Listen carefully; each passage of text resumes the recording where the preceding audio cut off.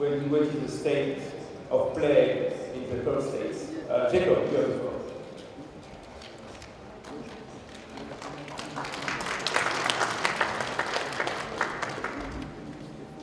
Thank you very much, Mark. It's a delight to be here today. Thank you for the organizers of the 4th Astana Forum.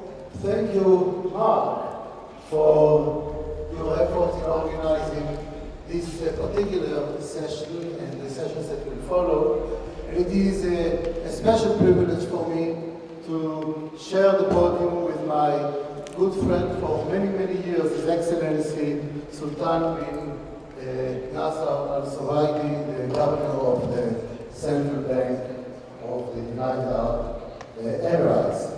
So, ladies and gentlemen, since this is the first presentation in this particular forum, I would like to take you through a range of issues that have occupied us in the international monetary system and that we need to be aware about them as we look forward. I will not deal with any one of them with any degree of detail, but it will just lay the groundwork so that subsequent discussions can address it. I was told by Mark that I have 15 minutes, which caused me a little bit of a concern. It reminds me of the story of Bernard Shaw. You know, Bernard Shaw had a very sharp tongue, and one day he introduced one of his critics, and he said, Mr. X will now tell us all of what he knows about the subject in the next 15 minutes. And the poor guy came to the podium and said, Mr. Bernard Shaw, 15 minutes? I'm not sure I can tell you all of what I know in 15 minutes. And he said to him, well, in such a case, you should speak slowly. Well, I do have 15 minutes, and I will touch various topics. And the subject, the first list of issues that need to be covered in one way or another involve the financial markets, and especially here, this is very short-term changes. It involves the global economy, it involves trade, it involves monetary and fiscal policy, and some of it was already mentioned this morning. It involves the Eurozone, because some of it again was discussed this morning. And then if we have time, I will take you 20 years to the future, and how else can one speak about the future without dealing with some demographic issues? So I will be very quick. First topic is financial markets. We know one thing, whereas until very recently, almost a year ago, some people were concerned that the floor is going to disappear from underneath us as financial markets were melting down. Since the bottom, we see how equity indices have gone up very significantly.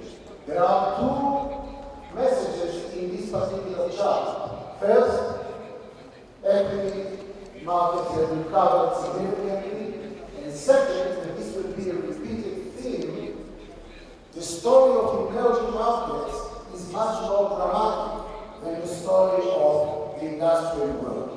And time and again, I will repeat this statement that we are moved to a world in which financial markets are a place where the action is.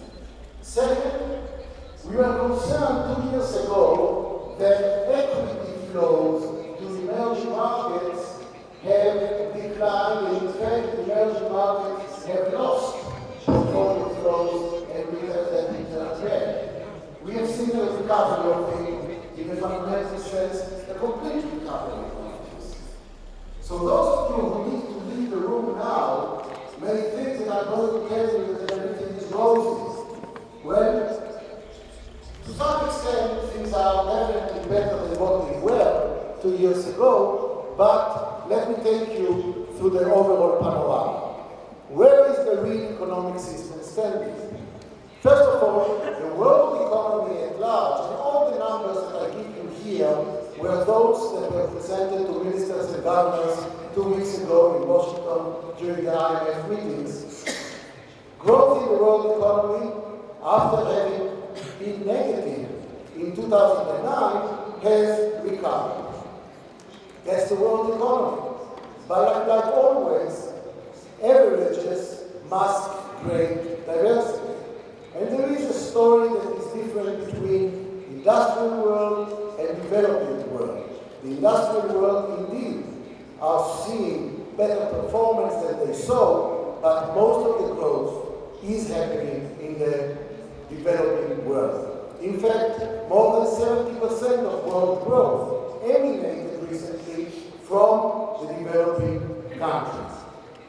Don't underestimate the extraordinary reversal that took place in the industrial world.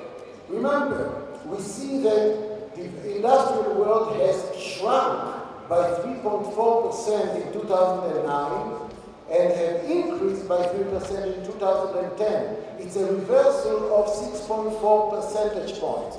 It's a very important one. Again, on the surface, you may start smiling, but as we move onwards, you will start maybe worrying. So how does the world look like? The industrial world, as I already said, has seen all over, in a monotonic way, everyone. Nobody could escape the boat. Growth was negative in 2009, growth recovered in 10, a little bit slower this year. We cannot call it growth in a fundamental sense, it's a very slow one, but it's there. Developing markets, that's where the action is. And indeed, all the groups in the developing markets are seeing expansion, primarily, of course, in Asia and East part of the world. So this is the second part. You know, I have a friend, which you will meet later on again. He's from the planet Mars. He's visiting us every 2 decades. And he gets an impression. 20 years ago, when he came, there was no euro, there were no, many of the institutions that we are familiar with were not around. China, India were all under the radar screen. So he came to the world and asked, how is world output distributed across the various countries? He visited us again last year, and he asked the same question. And he saw an amazing change, that's a drama. Between 1990 and 2010, the distribution of world output has changed in a dramatic way. China and India together have produced 7% or so in 1990. Today they produce together about 19%.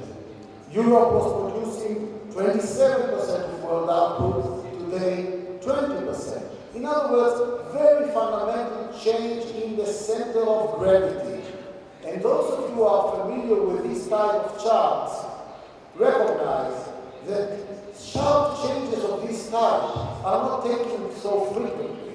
So this is a drama. And in fact, this brings me to the trade area and to the various imbalances. World trade. Remember that we said that 2009 was a bad year for output, and that 2010 and 2011 is the beginning of recovery? Indeed, if you look at trade, you see how important trade is to economic growth. And in 2009, we saw a complete collapse of world trade, where the volume of trade in the world has declined dramatically. In fact, it declined by 11% or so. And fortunately, subsequent 2 years show recovery. So how come we have still tension? Whenever you go to China, whenever you go to Europe, or to Washington for that matter, you see and you hear that there is tremendous trade tensions. Especially when you discuss with European and American, you discuss China, you have the feeling that China is a threat, rather than an opportunity. And I think it is important to recognize that one of the difficulties